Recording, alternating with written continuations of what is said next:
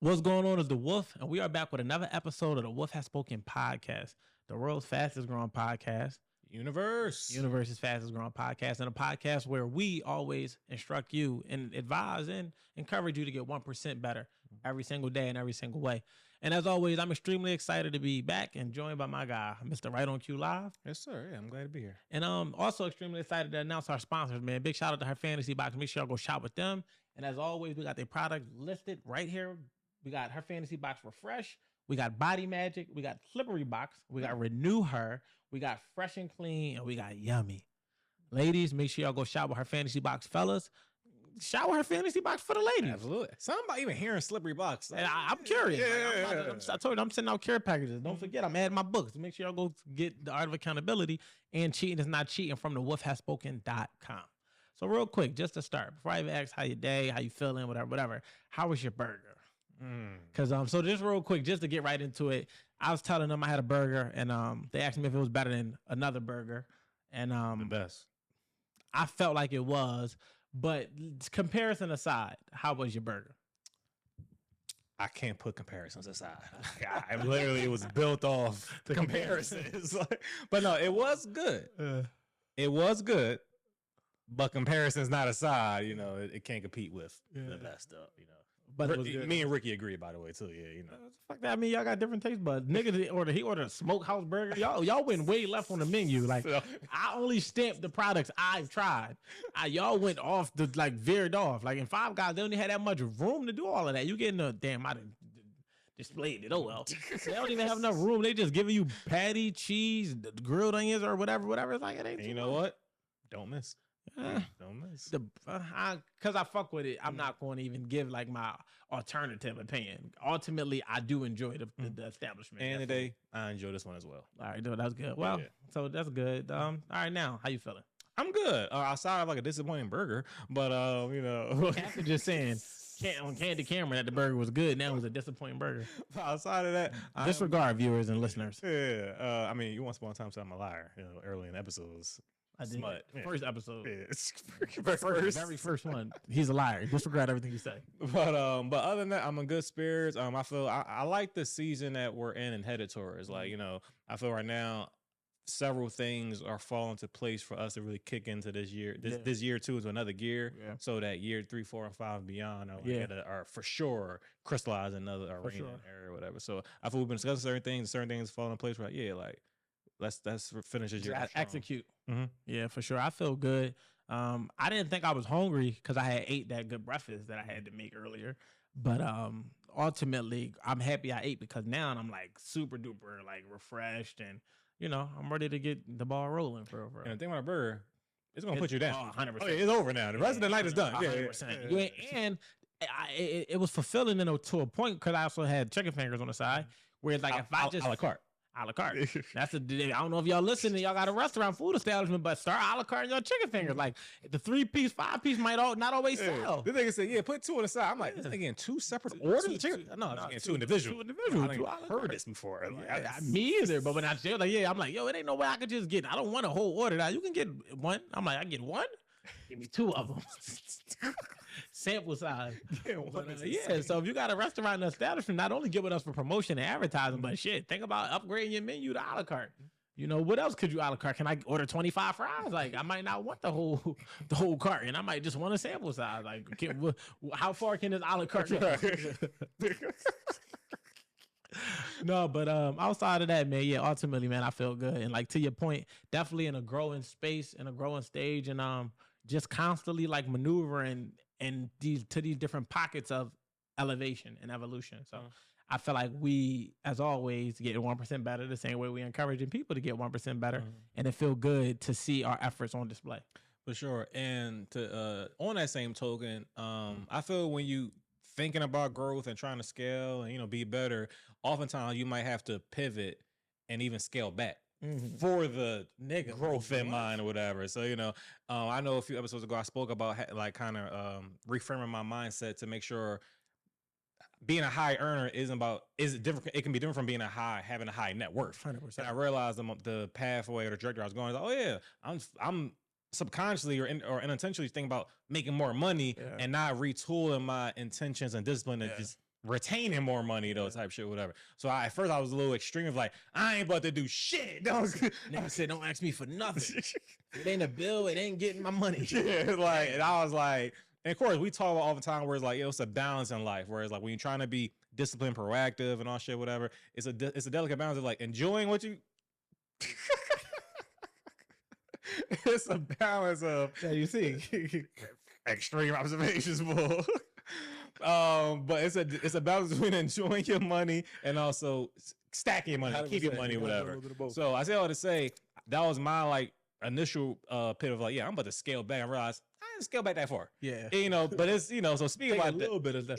Yeah, but we go from like 80 to 55 type shit. Whatever. Just for the men that's out there that's watching, it's like really having that self-assessment moment and really, because like it has to be that transition, right? When you go from fun to responsibilities to being able to have fun while handling your responsibilities.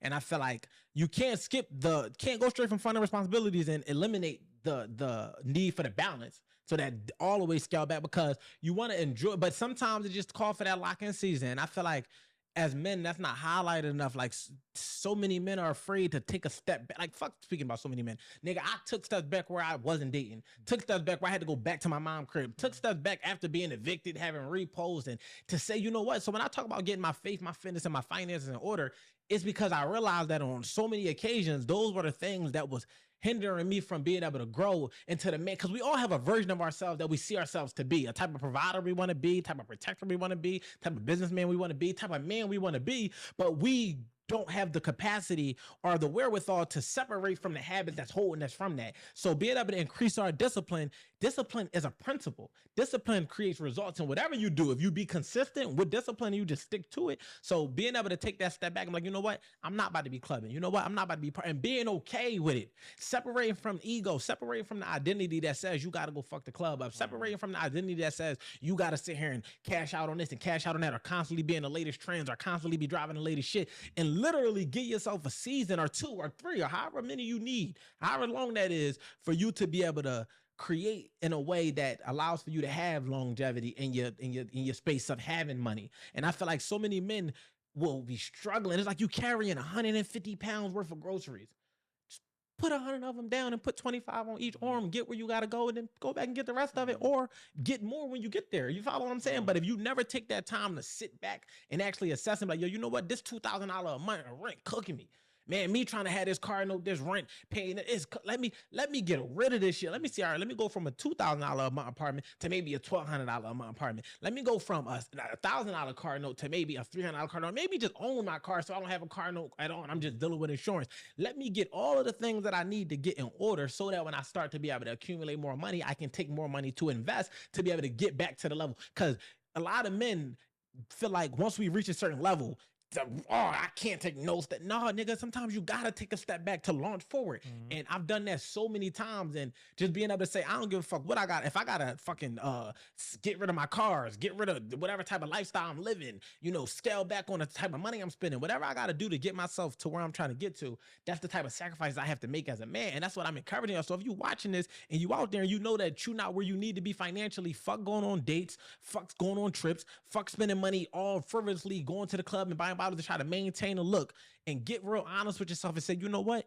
If you did the math for how much you spend on a bottle, you did the math for how much you spend on a trip, if you did the math how much you spend on all these different vices, and actually say, you know what, let me take 6 months off from doing that and see what I could become. And in the next 6 months, let me hit the gym a little bit more. Let me read a little bit more books. Let me watch podcasts like this, and let me see what type of person I become, so that you see all of the money you have, you'll realize you won't even go back to them type of habits, because you have replaced them with better and more healthy and more efficient habits that'll make you better overall. Then we can walk into relationships more prepared to deal with what come with it, versus just being out here on bullshit, then trying to get with a woman and hoping that she sit with us while we figure the bullshit out. Figure that shit out by yourself while you don't have that pressure. Figure that shit out by yourself while you don't have no obligations to them. Figure that shit out by yourself when you can do for you what you need to do for you, without judgment, without pressure, and without feeling like you kind of slowing somebody else up, or you need to speed up to keep them. And then you can, you know what I'm saying? Then that'll allow you ultimately to be able to become the version of yourself that it takes to sustain, to have those high net worths, and to be really wealthy, to really have wealth. And to build off that, when you mentioned, cause you mentioned something where you're talking about to retain money or make money, also peace of mind. like carrying these groceries and all this extra shit that's 100%. like cooking you and, you know, spreading all your resources thin. It's also fucking up your mental where, like you said, while you're trying to scale or launch or be better, you're not able to because your bandwidth is fucking exhausted. 100%. So you're not able to retain money or even retain your best self 100%. to go forward type Or shit. give energy in other pockets. Yeah. Like you've been struggling to carry this for so much. Imagine how many micro motherfucking negotiations you gotta have with your kid's mom, with your kids, with family members, with your lady. It's all these different micro negotiations gotta take place because you won't get rid of your bad habits. Get rid of them fucking bad habits so that they won't no longer be stifling you and holding you back. So that as you start to grow and develop, you can realize like, all right, now I have the capacity, now I have the room and the opportunity and the finances, so that what used to be me carrying 150 pounds, I got the money to move that without having to do nothing because I've worked myself to be able to do that. So it's like, you can't be embarrassed to struggle. Like so many men could be so farther along in life if they were just not embarrassed to struggle in front of people. Like I really had to dig deep within myself and internalize and say, you know what? I don't have to be the guy with the most money in my circle. I don't have to be the one putting up the most towards the tab when we go out. I don't have to carry every single responsibility for everybody that bring me a problem. I got to get me right, because when it's all said and done, I'm the one looking at me who don't have it. And now I got to sit here and try to figure out who I can lean on. But if I would have just leaned on me from the beginning, it would have made it less likely that I had to lean on anybody else, and to what magnitude and what that looked like. So being willing to get rid of my apartments, being willing to go from driving these type of cars to just having a car, it's what allowed me to get forward. And it's like not caring what people think, actually being proud of myself during that season. Remember being back at my mom crib in the middle room. You saw the big picture. Yeah, I'm back in my mom crib in the middle room. I'm embarrassed to date. I'm like, I don't even want to bring a chick in here to see what type of predicament I'm in. But I'm like, at the same time, if I find a chick that's kind of walking through this season with me, then I know like, all right, this is where we at with it. But it was more so not like embarrassed, like I wasn't comfortable. It was more so like, I don't even want to be the type of man that fucks up. I'm grown to have sex at my mom crib at this big ass age. I'm not comfortable with that. Am I knocking the people that do it? That's not for me to do. But at some point, it should click like, yo, you know what? Let me take on the responsibility of having a rent. Let me take on if you never had that. But if you had and they had to scale back, give yourself a year. Most men take a step back like, yeah, 90 days, I'm trying to get back. Bro, give yourself a year. Why make it 90 when you can give yourself 365? What's the difference? It's nothing that you need. It's like what you gonna get right back to your bad habits. Oh, I just want to get back to having chicks over. I just want to get back to no. Get yourself, if you want to give yourself 3 months, time that shit by 4, give yourself 12 months and see how much progress you make. See how much farther along you can get. And then all of these things that was once a thing that was costing or making you feel over leveraged essentially is now something that you could just afford to do because you didn't give yourself the time to do it. You know what I'm saying? Yeah, and I remember a funny story. So like you said you talking about scaling cars down. I remember I went, like I said, I can be a little extreme. Yeah. I went and said, I'm not driving. Cause at the time, so you know, I had a car since I was 16, around when I was like 24, 25, whatever. I was like, man, you know, at the time my car was older, kept having everybody know when money is an issue, when the car fuck you over, that's the last thing you need. Yeah. Like, so my car kept having an issue. I'm like, fuck this shit. Yeah. I'm not driving this shit anymore. I'm back on the bus and the train to go to work. Fuck it. Yeah. And I'll just during this season, I'm just not doing as much. I'll just chill, whatever. And my wife, she makes fun of me to this day because she felt it was such an extreme thing. Like it's like we was like, I don't know why you would, but again, I can be extreme sometimes. But funny part was I learned in real time that you know the law that you can't have a car without it being insured or something like that or whatever. Yeah. So I like lost my registration, had to pay all this money to get it back, whatever. And I was like, this money probably was $275, but at the time I get it. No, that shit was like I think it was like 6 or something like that, whatever. And still, in grand scheme of things, it's not a lot. But that time, that might have been $6,000. I'm like, and you know what I did? In my immature, poor decision ways, I said, fuck that car. I'm not paying that shit. And so that was my version of my, you know, lesser years of scaling back. I understood like this current trajectory and pace wasn't sustainable and it wasn't doing me any well. It was doing me a disservice. 100%. So I'm like, you know what? Fuck it. I need to make an extreme decision to see what the fuck can happen. Because also, you don't even change or try to pivot. You don't even know what could be on the other side of that, whatever. And we speak about a lot how the gym could. You about to pivot? No. Go ahead. I'll kind of add a layer to it. That's right. Yeah, but we speak a lot how the gym could be a metaphor. 100%. Also, I feel, you know, we did our shout out to our pod cleanse and fast that time, whatever. I think more people should do fasting. 100%. Because it gives you your body that shock to the system to be like, all right, maybe I was indulging a little bit too much. Maybe I was, and 100%. That mental discipline can be applied in multiple ways of your life, multiple facets of your life. 100%. No, I feel like I think a little bit kind of went away, but it's gonna come back to me. But no, what I was about to say was in regard to like people. Damn it! No, it's cool. It's cool. But ultimately, it was just going to be in regards to, it was another play on discipline as far as in just men just understanding. And I'll get back to it. We'll circle back around the block. But to your point about that shock factor, it definitely will, your body will be like, what the fuck is going on? And I feel like committing to that, it's so many agreements that you break from having not good habits to being able to create good habits. And then it's like, people want to say they want to be wealthy, they want to be rich, but they don't understand that you have a hole in your cup. And the only person that can patch the hole up is you. Can't nobody else patch the hole up that's in your cup but you. And it comes from you putting the lid on it. Stop spending. Stop. You follow what I'm saying? Stop don't mean like, it's like unnecessarily, essentially. And like, you know, just kind of like reiterating that, don't be embarrassed to take a step back, bro. Like, I feel like that's really what hinders a lot of men's personal growth and development is because their ego, you know, and our ego, it'll stop us from doing a necessary work, making the necessary sacrifices that's required. Because it's like, if you're not living your dream life, then what is you fighting for? If you're not driving your dream car, if you're not living in your dream house, in your dream apartment, condo, loft, digging your dream woman, then what are you struggling for? Hey, you got room to play with to figure some shit out. Why? No, fuck room to figure it out. What are you fighting for? Why are you fighting to maintain a lifestyle and it's not your dream lifestyle? Like, that's the type of commitment you make when you living out your dream. You understand what I'm saying? It's like, if I'm living out my dream life and it's like, all right, I got to work harder. I got to do this. I got to do that to be able to maintain my dream. But most of the time it just be an image. Most of the time it just be a certain status and an affiliation and association to a lifestyle that was created. And now you've received the benefits of it. So now you have to maintain it. But you sitting here financing a $20,000 lifestyle on a fucking 60K salary. So now you got them extreme highs and them extreme lows. And it's like, when you feel low, you feel like you can't even pop out because people know you to be here. But if you kind of just let that go and say, you know what, I'm dissociating myself from that identity in total. And what can I do with over the course of a year or 2 or 3 years or whatever the case may be, saying like, let me push towards my dream life. And in doing so, there's going to be minor accomplishments. That's like, all right, I went from here to here. I went from a 1-bedroom to a 2-bedroom, 2-bedroom to an RA house, from an RA house to a better house, from a better house to a better house in a better neighborhood. Next thing you know, you keep growing gradually, you at your mansion. But motherfuckers don't want to leave a condo. And it's like, you paying $3,000 a month for the condo, but you really only occupying $200 worth of it. So you can go get you a smaller space and literally take that other $1,800 and invest it into something else that will become more lucrative, so that when you do get back there, you there without feeling like you spending $36,000 a year on rent type shit. Facts. So speaking of, like, you know, in a similar conversation about money, you know, again, we in this day and age now, we spoke about it recently, that the idea of that, you know, women are doing very well, you know, these days, and whether they having a high paying job or making a lot of money, whatever, just doing whatever the fuck they want to do, whatever, you know, depending on who you ask and what the situation you're talking about, it can mess up like how that dynamics between men and women.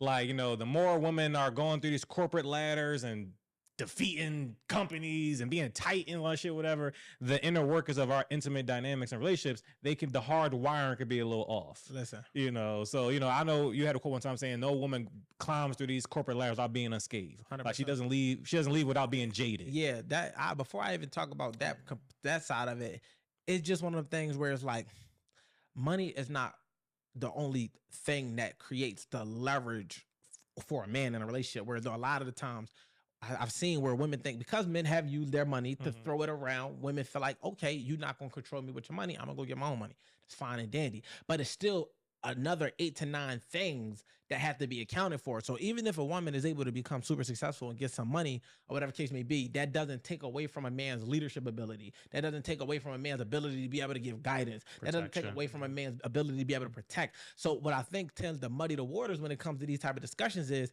most of the time, the moment that they earn higher than their man, they literally lose all sense of respect. And it's like, that's equivalent to your kid growing up, making more money than you, and say, you're not my dad no more. You're not my mom no more. So my question then becomes to the women, if your child makes more money than you, are you not the parent? Like, do you still not have their best interest at heart? Are you unable to guide them at this point? Are you unable to protect them? Are you unable to care for them because of this one element?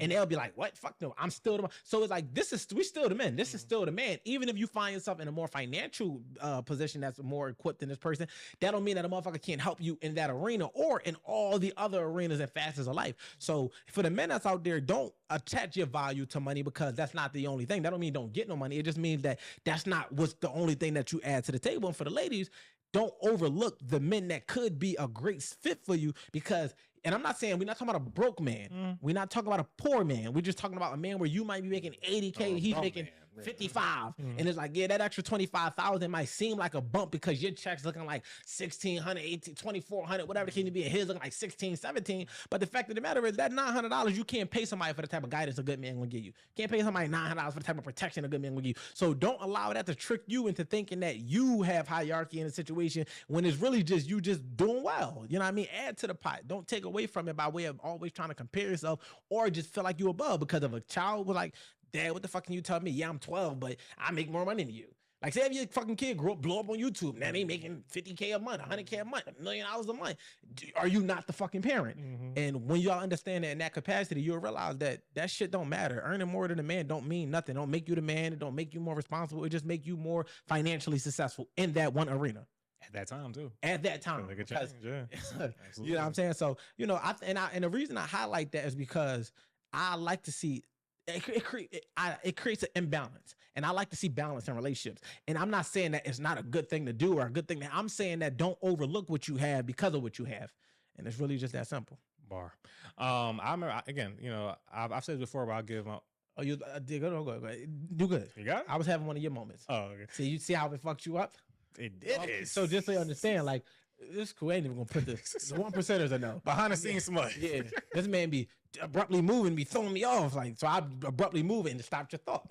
Leave a comment wherever you watch it. If you ever seen me just so you not understand this, Ricky will cut to my close up. I ain't gonna blame Ricky. No, I'm giving Ricky credit. Ricky just he's so good at what he do, he don't catch you. Like I see.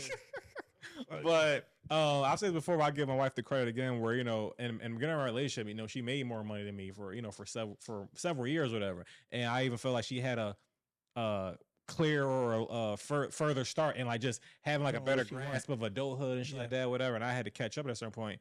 And you know, but it never, out of the several things we've argued throughout the years, whatever, it's never been the type where she's like, nigga, you don't like the man, you don't do this and that, whatever.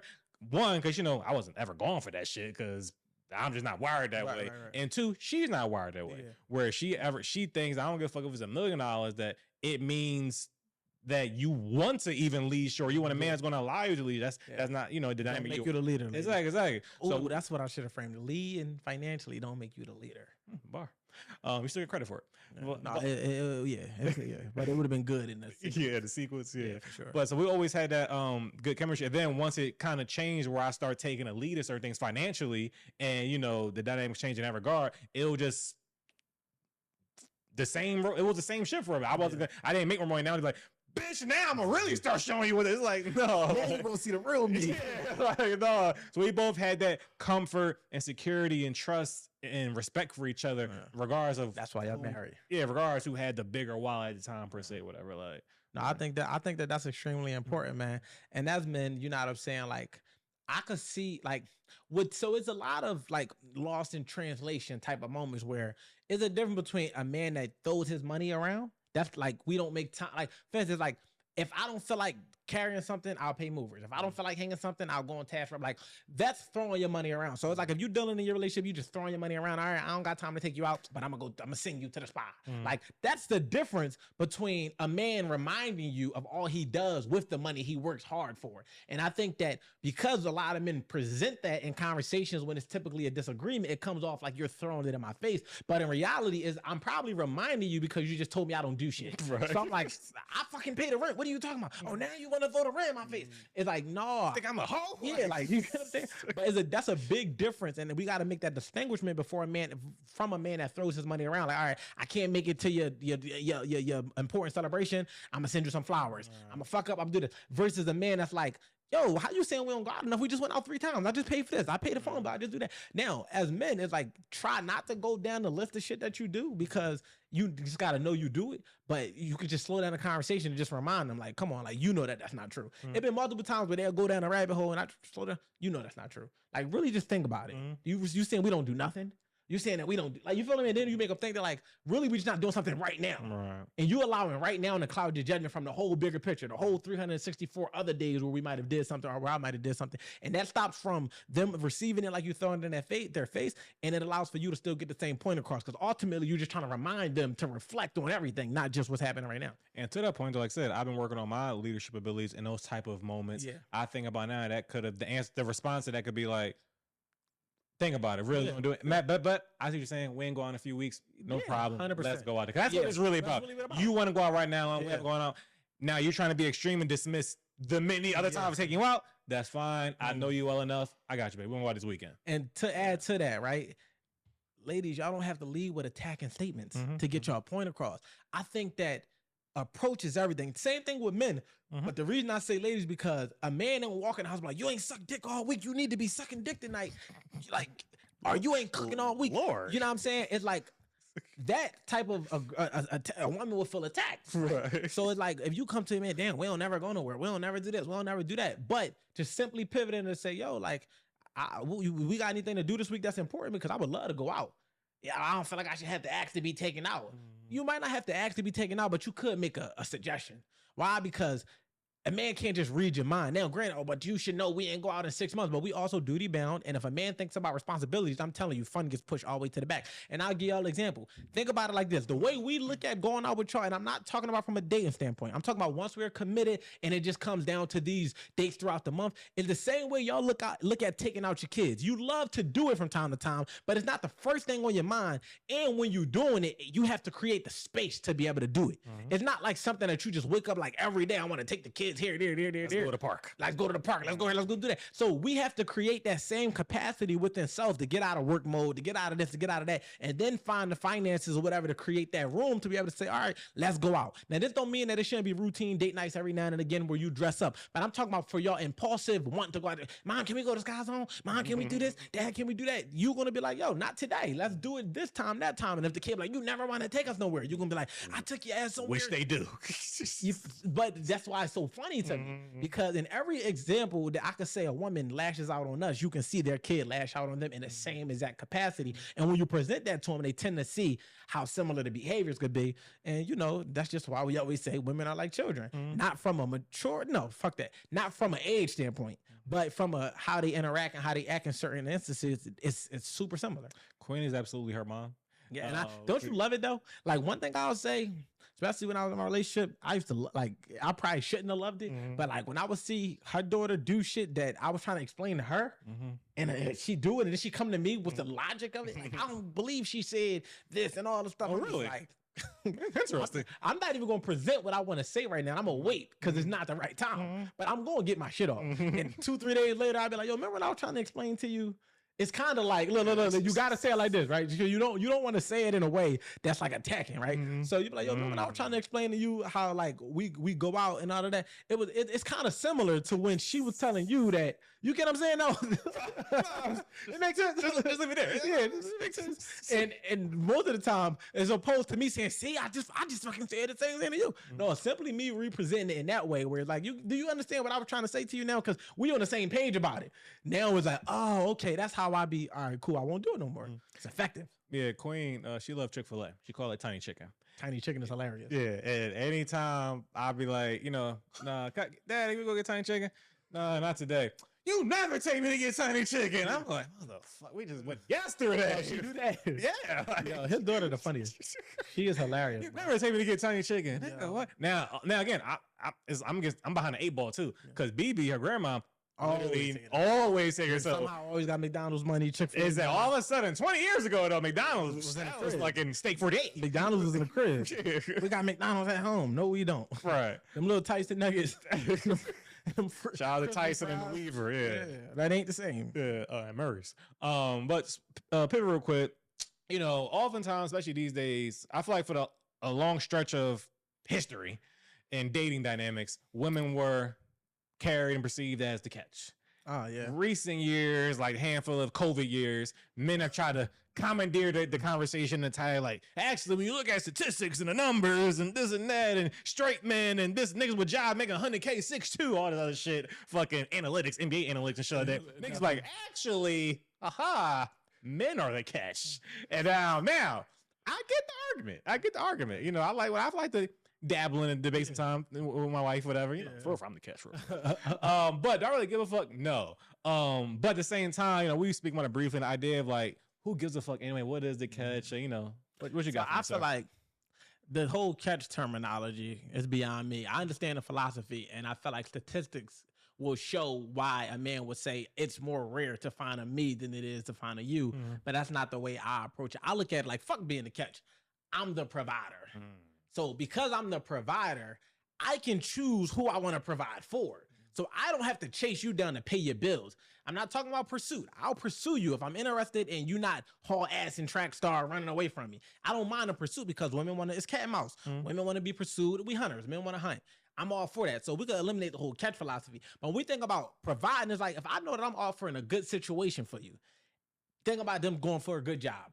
They not expecting a job to chase them down. They not walking in there trying to leverage the job. Now, granted, if you just her, that's a different conversation. But in most of the cases, when people was typing this whole catch debate, is like two people that's probably here. But even if we hear eye level, I'm still the one that got to take care of you. And yes, you have to take care of me of a certain way. And that's why as a man, we got to be, I still do feel like a good woman is the catch. Because it's not just about being a catch as a woman. It's about being a good woman. A good woman is a catch 100%. But because I'm the provider, I can still look for a pool of good women and decide which one I want to pay all their bills. Why would I chase you down to pay all your bills? A job ain't going to chase you down to throw a six-figure salary at you. It's not going to chase you down to throw benefits at you. And so I'm throwing benefits at you. It's coming with protection, provision. It's coming with good sex. It's coming with guidance. 401k. It's coming with so many benefits. Why? So why would I chase you down? But that don't mean I expect you to chase me down. It just means I expect you to appreciate me and respect me because I'm going to provide for you. So when you think about that in that way, that's more so what men be trying to say, but they just say I'm the catch because they look at it like I'm the one offering you all of these things.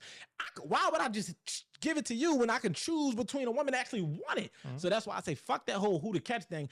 I'm the provider, so I can provide this experience for any woman.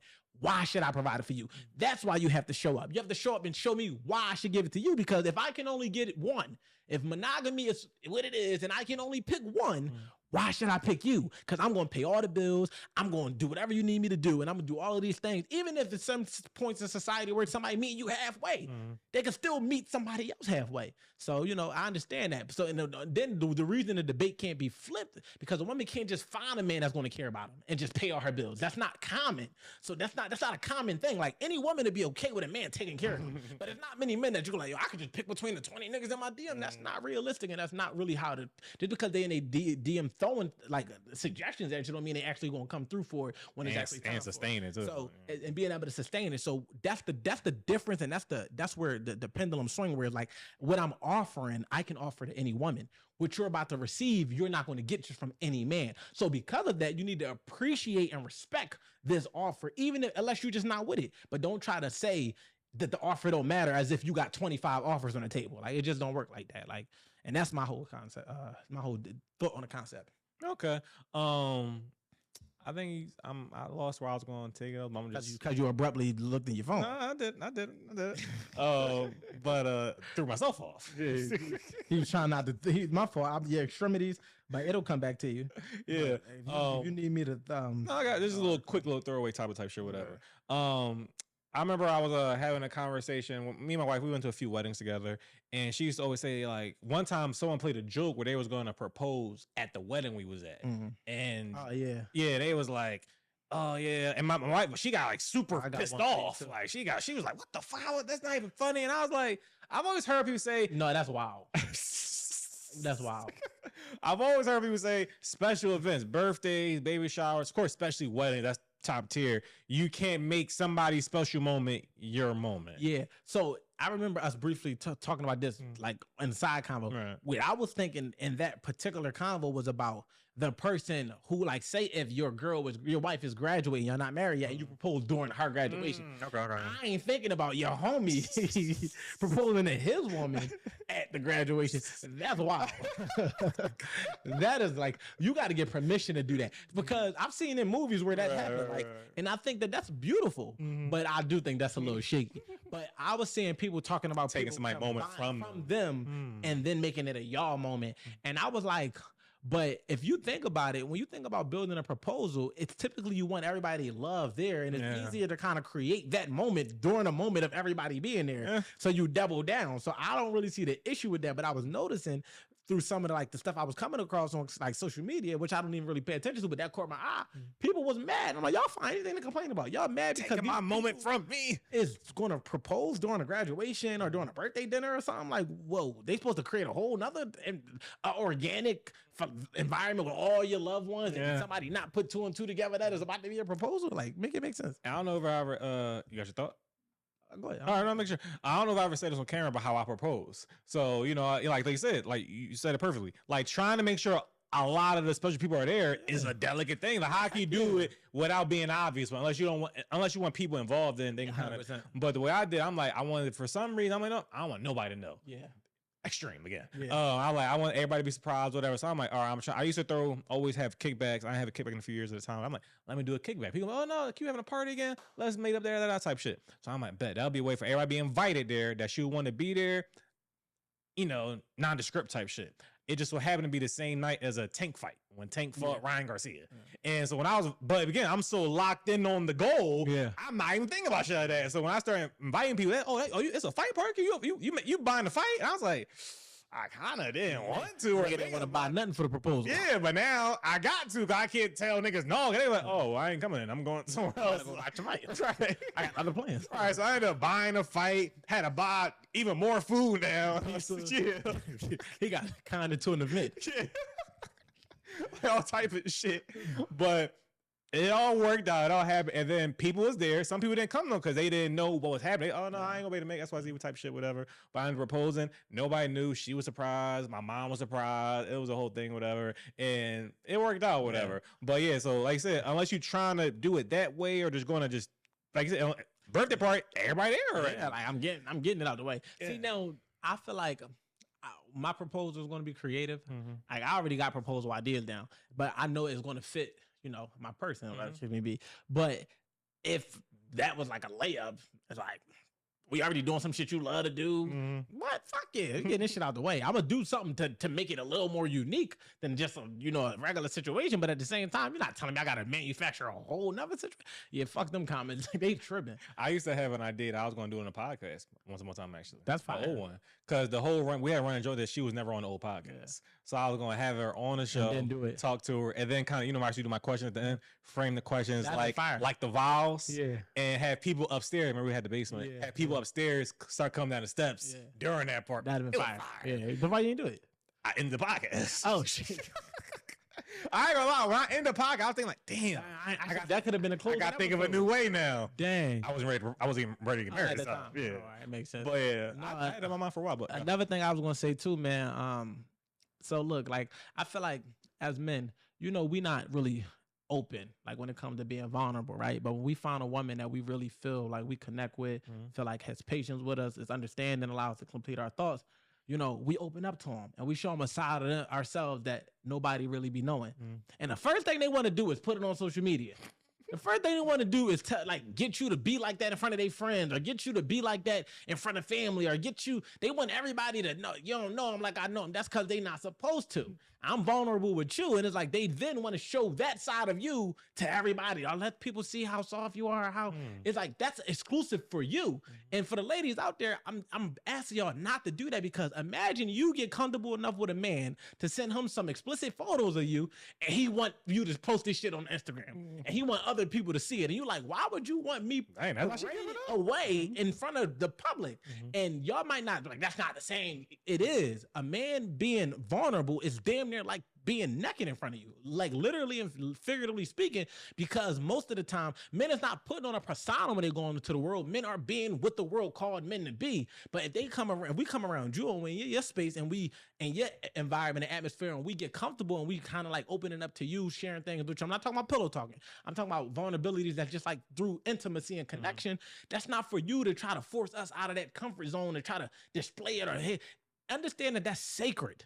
And if your body is sacred to you, that's how we are when it comes to our feelings and us being vulnerable. It's sacred. So you don't have to respect it the same way, like, oh, well, I'm not about to compare that to putting my body out there. You don't got to look at it like that, but respect the sacredness of it. And if you are able to respect the sacredness of it, you'll have more men being willing to quicker to open up to you, because they'll know that it's not going to come up in a conversation. It's not going to come up in an argument. It's not going to come up where you trying to throw it in his face. And a nigga will be more inclined to be intimate with you in that way. And that's how he'll connect in a way that you want to connect with with a man because they ultimately want us to be connecting to them in that emotional sense. But you got to make us feel emotionally safe to want to be able to open up emotionally because we don't have to operate through them. Mm-hmm. It don't mean we don't have them. It don't mean they don't exist. It don't mean that we don't have feelings. We just don't need them. And when I say we don't need them, I'm saying like a man can go through his day all for the whole day and be experiencing stuff and just kind of compartmentalize it. But if he feel like, yo, man, let me tell you what I'm going through today.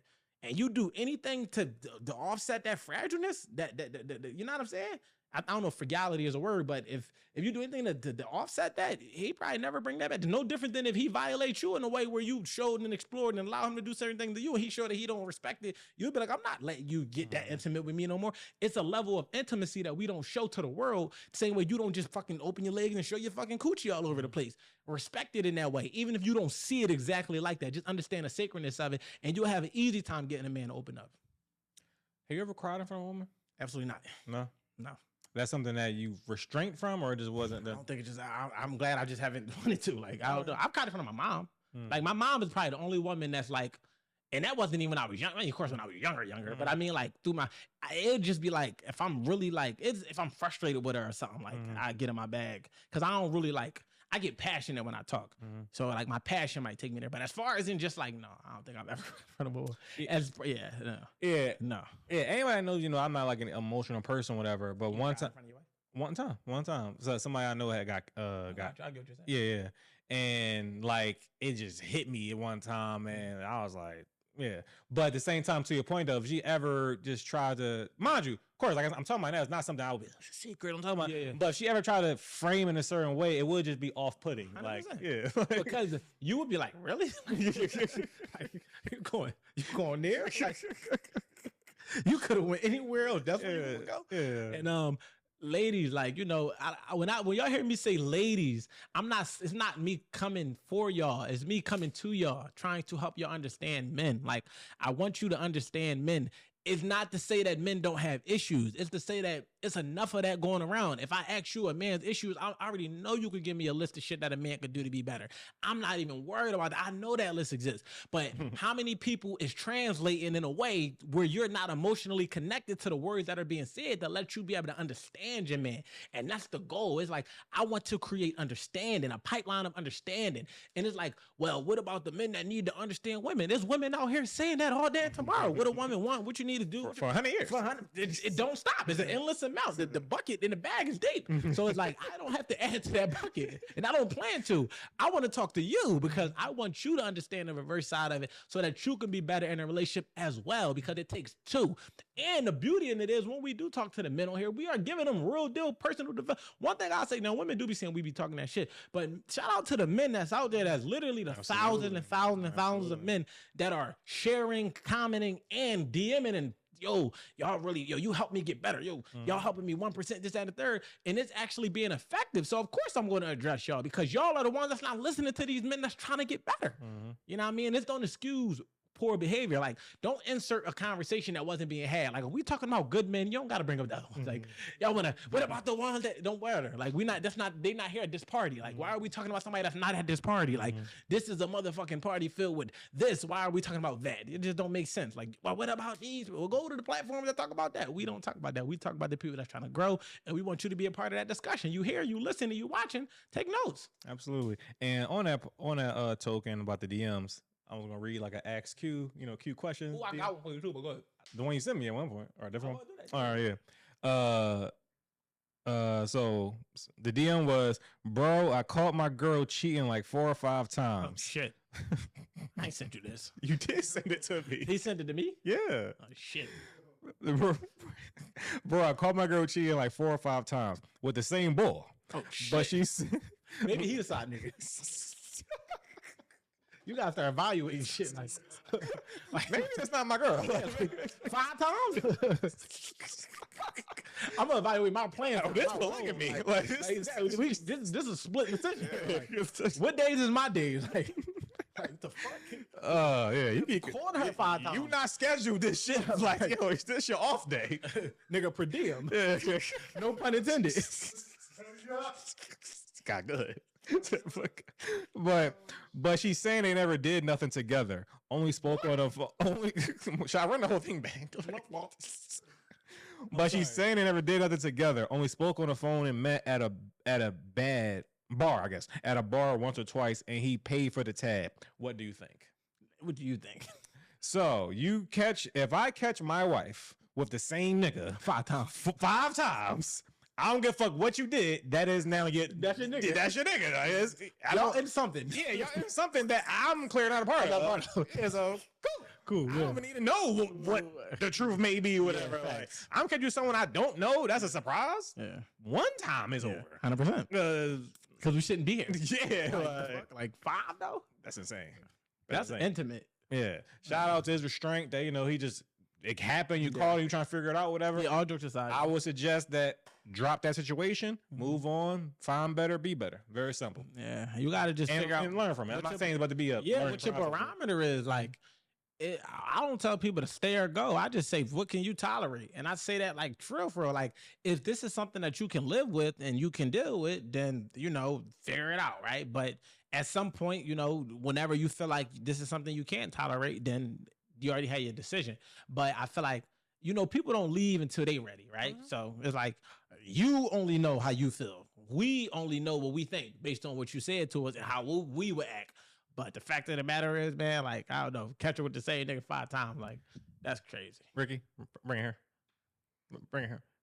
Drop that bitch, sir. Drop the bitch ASAP. As soon as you see this clip, soon as you see this part of the episode, drop her immediately. If you hadn't dropped her already, because we got the DM like a while ago, drop the bitch. That's what Q's saying. Yeah. No, I ain't mad at it, though, because the Q is spoken. Right on cue. Right on cue. Yeah. Every time. But no, so I had a scenario for you. All right, let's go. So, all right. Now, you're not married at this time with this scenario. All right, cool. Say less. It could be your wife, though, but you're not married. So, okay. All right, so I didn't cut. It's a Ricky still. No, Ricky's still stunned. 5 times. It's crazy, though. All right, so, I got 2 things I want to say. I'm going to do this first, and then I got one thing before because where we at, Rick? Oh, we cool. Mm-hmm. We got more than enough time. I don't know why. All right, boom. So, dang, all right, it's right here. I love when we get in these moments because it reminds me that we potting. All right, boom. So, all right, can you handle the girl you like going through her, what people will call it, her whore phase, right? She's going through her whore phase so she can get out her system before marriage. Like, she's being played around with. Like, she's having fun. She no commitment. She's literally just fucking the niggas she just lust about, want to fuck. Hold on. Okay. No commitment, no nothing. And, she know that. They know that. And that's just what it is. Mm-hmm. And once she's done with this, she's going to be a great wife. The only catch-22 is the niggas that she got played around with are all in her natural course of life. So they she can't escape them, and neither can you. Can you deal with it? So, in proximity to her whore phase, where am I? Do I know her? I'm one of the niggas in the realm.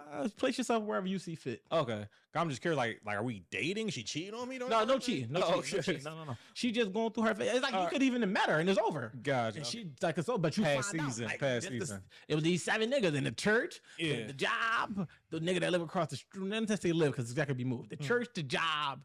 A close friend that she just did it with. Like, one last question. The tier of the horror phase. So was it like trains involved? No train. No, nothing. Okay, that was like lack of dignity or self-respect. Okay, just literally fucking with a bunch of different niggas. And it was all fun shit. Gotcha. And now she ready to settle down. So me personally, no. I could not do that. I will opt out of that deal. Even though she'd be the perfect wife. I will opt out of that deal. That just wouldn't be for me. That shoe wouldn't be the right fit for me. Hey yo, you want to know what's funny though? Because the reason because it started off with me talking about it, right? To myself, like thinking about what I wanted to talk about. Then I'm going to ask you a question because I want to see if he land where I was going to say. So I was going to say the fucked up part about it is a male ego is not allowing that. And it's like, I think that women are talking about how fragile our ego is in comparison to like certain areas, but they're not thinking about how much of their actions could be affecting a man's ego to a point where they could be depriving themselves of a certain type of situation. And it's unfortunate, and I'm pretty sure some men, as you mature in certain areas, I'm not saying you not mature, but I'm just saying certain things become less of important. Sure. But the proximity of still having a seat, that's the part. That's the big joker. Because if it was just that, and it was like, yeah, you meet a chick in another city, you don't know shit about what's going on, you might love, fuck it, we don't gotta ever go back there again. But if you gotta see these motherfuckers and they gotta operate and you gotta be at events that they gonna be at, I don't think too many men is walking in that joint confidently. Not that it makes you not good or even more better to do it. I just think that it's just, that's certain things that a man ego just won't allow. Yeah, not a compatible comfort zone type shit. For sure. It's just like, that's like you extremely outside your comfort zone. And I would say, like, I'm a big ignorance is bliss guy. Like, 100%. Yeah, so I respect her being transparent, I suppose, especially because I guess they're in close proximity to where I expose. But let's just say what close proximity shit, that just makes it a lot. But let's just say you ran it up. Like, you had a MVP year of the whole shit. AI01. Yeah, AI01. I would suggest keep that to yourself, unless somehow when you start being with that nigga on a serious level, and you're like, he kind of know that guy. Yeah, it gotta be. Need to know. I don't need to know the whole stat line that year. 100%. Like that wouldn't be conducive for me. Like, as we come into proximity or run across people, I used to date that person, and if the numbers pile up over the time, it's just like fuck it. I'm learning as I go. But if you just drop the whole situation on a motherfucker, give him your fucking stat sheet, I don't know. Yeah. This 2017 Harden. They're like, shit. You went how many games going 50?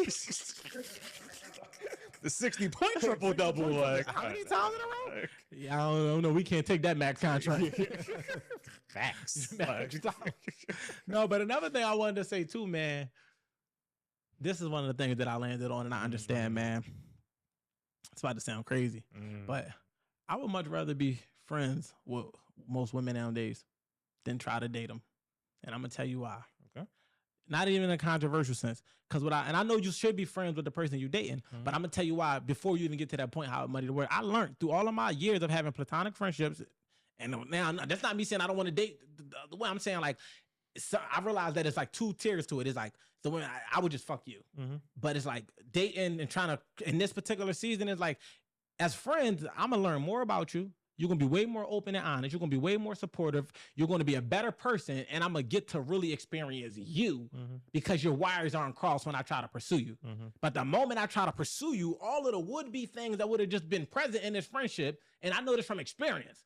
Having multiple female platonic friends and how much support I get from them, how much respect I get from them, how much appreciation I get from them, how much love I get, all of these things that I would love in a woman that I'm seriously dating, that disappears the moment you ask someone to date, the wires get crossed, and it go from it being a simple discussion to them being guarded, a simple question to them being closed off, a simple interaction to it being magnified and maximized. So when I say I would rather be friends, I'm like, the value that I'm looking to extract, I can get out of all of my female friends. Because even if I want emotional support, I can get that out of my female friends without it being. Now, doesn't mean I'm going abstinent and going celibate? Absolutely not. I'm just not going to expect that. I was like, all right, cool. We go on dates and we fuck. That's the transaction. That's half the bad. That's what all y'all on anyway. That's not all y'all, because I'm not even going to speak in generalizations or blinking statements. That's what a lot of women are on anyway. So it's like, all right, we can have that fun. You want to have fun, but all of the other serious interaction, and my female friends get the protection. They can call me whatever they need up until they get a man type shit. And it's sustainable. I feel like you can never run out of having good women in your life, and you can never run out of being a good man. And you're going to get more of her friends just being a good man to her than you would trying to be a good. So I'm not saying don't date. I'm not saying don't get in relationships, but I just landed on that. I'm like, yo, you get more out of a woman being her friend. And this is probably why sometimes men tend to fall for their friends. I'm not saying it's okay. I'm not saying that all men do it, but I'm saying if you are able to really get because think about it, we be wanting to really get to know a woman. And it's like, you're not even opening up in a way for me to really get to know you. So I don't even really know you. I just know what you present yourself to be. But if we just friends, I'm going to know everything about you. So if I like you, I really like you because all the shit you just told me about you is the shit that I would have wanted to know from a chick that I was pursuing, but you would have never opened up that door. And it's like everybody, I'm pretty sure women could attest to this for men. I don't know. They probably go through it in a similar experience where the moment you start interacting with somebody in that way, they go like this and instantly put their guard up. And it's like, nah, fuck that. I just be friends with you. Like we can still go have fun. And I'm not trying to fuck my friend. I'm not saying be friends and fuck. I'm saying like, no, we could just be cool. I mean, if I want you, if you cooking, I want to pull up and get a plate. I know I can get it if I need keep it simple. And keep it simple. And if it's chick that I want to just fuck, because that's all I'm gonna get if you gonna close yourself off anyway, then I just fuck with you and keep my fucking all of my friends. Keep all of my female friends. Okay, how about this to add to the conversation? Cause I agree with everything you said. Like I definitely love my female friends and they always come through, always be solid. And I've heard some of them speak about, not in regards to me, of course, but like male friendships or even acquaintance that they cross that line. It's like, now it's fucked up. I wouldn't cross that line either. Right. But like, have it ever been done to you where a woman was like, no, it's always been respectful? If I to create a friendship with a woman, that's just my friend. I'm not talking about the women that tried to make me their friend after lines. Yeah. But if it's like, if I'm saying that's my homegirl, that's my friend, I can't even. And they never try to cross the line to you?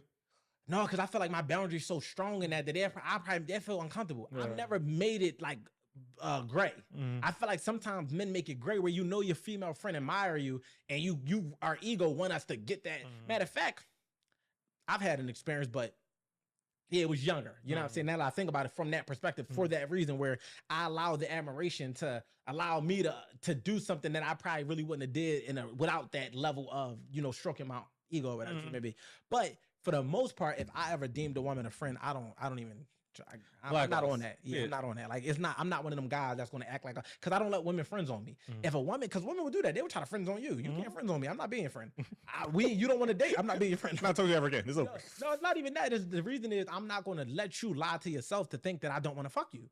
I want to fuck you. So why would I allow you to friends on me? If we not going to be that, we could be cool. Like, you know, if it's light interaction, laughing, giggling, we ain't nothing though. But I'm not about to sit here and act like I'm going to be in close proximity to you. You calling me, vent to me about your other situation. Not being your friend. Get a friend. I'm not your friend. I tried to date you. I am not your friend. You're not going to tell you, nigga, I'm your friend, because now I'm uncomfortable, because in the back of my mind, I knew I would hit. I'm not doing that. I'm not your friend. But if I say you my friend, I would never touch you in that way. I want to meet your boyfriend. I want him to meet me. I want to meet your husband. We could be cool. You want to go watch the game together. You want to play fantasy football. Nigga, you want to log online and play Madden. We could be cool, because I'm not looking to hit your chick. But if a chick that I was interested in tried to put me in a friend zone, I'm not signing that agreement. No. So true story. No, everything says facts. True story. Back when I was in my younger years, lesser evolved, lesser refined. Understandable. Yeah, so, you know, a girl tried to she friends on me. I was trying to pursue her, whatever. She's like, XYZ, whatever. Now, in real time, I had to grow to that too. Fair. In real time, let's be clear. In real time, honestly, I was like, cool. Yeah. My ego wasn't hurt. I was like, cool. And I really was like, cool. It's friend mode and no big deal, whatever. Yeah. But I also knew, I'm me. So you clap that. So we didn't get to that part, but eventually her mode shifted, and you couldn't blame me for it though. Like, you want to get to know you. Sometimes we be knowing that too. Like, it's cool. I'll be your friend, because once you get to know me, you going. And all right. So to your point, I will accept it in that capacity while still setting that boundary. Like, I am not your homegirl. Like, I'm not your homegirl. Right. Like, so it's a certain level of friendship. This is mean like we're cool. Like, we don't date, we don't do that. So I guess you can call us friends. But this ain't that level of friends where, though, if you ever find yourself liking me, then I won't touch you. But I have friends where it's like, I know they wouldn't even look at me like that, because like, girl, I'm not looking at you like that. So like, ill for real. Like, for real, ill. And shout out to the friends. Yeah, for true. Because we need them. Absolutely. All men, we need great women in our lives, bro. They keep us balanced. And it's like, the beauty in it is having good female friends. You can't, the objective is to get a one size fits all woman that can fill in a bunch of pockets that your female friends fill or are currently occupy. But until then, it's like, I have a female friend I can call for this, female friend I can call for that, female friend I can call for this. And if my woman, say if I got 10 female friends, this is a lot, but I'm hypothetically speaking, and my woman come and take 6 of those drawers, all right, cool. That don't make the other 6 friends obsolete, but it definitely tears down the amount of what I expect from them. But if they still need me, I'm still going to show up as a male friend, because I'm not going to cut their water off because I no longer need the supply that they was giving me. You know what I'm saying? Right. Want to land the plane there? Yeah, we can land a plane there for. Yeah, man. So just to reiterate, you get more out of a woman when you her friend. Like, and I'm not talking about be her friend and try to fuck. I'm talking about just be her friend. Because the moment you fuck her wire's gonna get crossed, and all the shit that she was giving you, she's not gonna give you. And I know the women out there, I'm like, I got shot out. Girl, just think about it. Don't even think about it. Just think about it. Like, you don't have to take it from me. Take it from you. Just think about it. Just think about the times where what I'm saying have happened and how you reacted. And if you don't plan to do it, no, because one thing I'll say about the ladies, one thing I'll say about them, and this is where we lay the plane is, they think that the moment they stop doing it, it never existed. So it's like, I see a lot of women who grew from certain trauma or toxic behaviors, and then they act like the toxic behavior don't exist no more. And it's like, no, I cheated before. I don't say, yeah, all niggas is good because I don't cheat. I understand that. No, there's some niggas out there that's still running circles around y'all, still doing this, still doing that. But at the end of the day, there are some that's not. But I'm not going to denounce and act like that shit just don't exist no more because I'm now and above that. And I feel like it'd be so funny to me where we could say something that could be applicable in a situation, and because they don't apply to them no more, they like, allegedly. No, it ain't that. But all in all, man, yeah, man, fellas, don't be afraid to scale back. And ladies, learn that just because you lead financially don't mean you lead in a relationship. Man's still a leader. And just learn how to be a good assistant. That don't mean you don't have a voice. That don't mean that your voice don't matter. That don't mean you don't have authority. That don't mean that you're not valuable. It just means that allow him to do what he was put here to do if you say that that's the type of man that you want to have. You know, and children, just be children. Fucking kids.